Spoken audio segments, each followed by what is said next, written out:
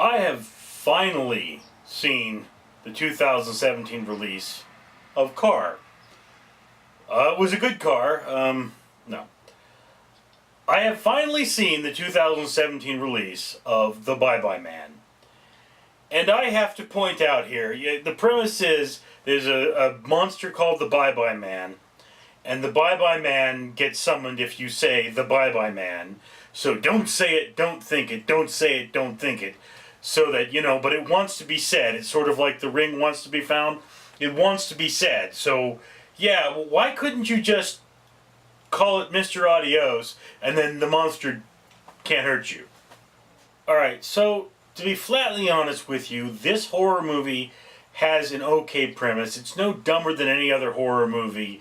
I mean, it's like, look, what is really the premise of Nightmare on Elm Street? Is it there's a dude that comes and kills you in your dreams? Because no, I mean, what summons the dude? There's a whole, every one of those movies is a little weirder on that. So, yeah, or Halloween. Dude comes back to kill his sister on Halloween. Like, why? So, yes, The Bye-Bye Man is a dumb premise. But that's not a bad thing in horror movies. It's an okay thing. It's not a terrible thing.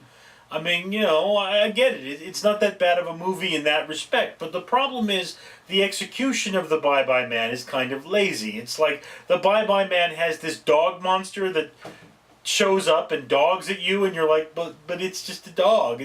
Why isn't he enough of a monster for this film? Why do you have the dog thing? Did you have that in storage and you just wanted to use it for something? It's totally tacked on and useless. And then there's items that remind you and tell you about the Bye-Bye Man, and there's things and articles, and then of course the Bye-Bye Man makes you hallucinate and stuff. It's like, this is just, they took a bunch of elements from other horror movies and sort of jammed them together like chewed up bubble gum and then gave you this.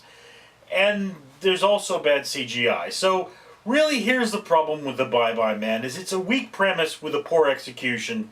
It really feels like it was a made-for-television movie, and then they just put it in theaters. And now you can buy it on Blu-ray if you really want to, and I wouldn't, because The Bye-Bye Man is junk horror. And as much as I love junk horror, I watch junk horror on Netflix all the time, and, I saw The Bye-Bye Man. I was like, okay, I'm going to go watch this. I forget where I saw it. In fact, I watched this like a month ago and forgot to film a review. So here I am filming a review because I know I needed to, and yeah, it's a forgettable movie. That's just what it is. It's junk horror.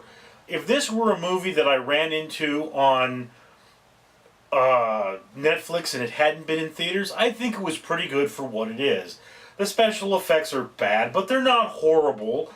The plot is weak, but it's not absolutely worthless, and the story clearly was not written by someone who cares about demonology and likes to deal and build lore.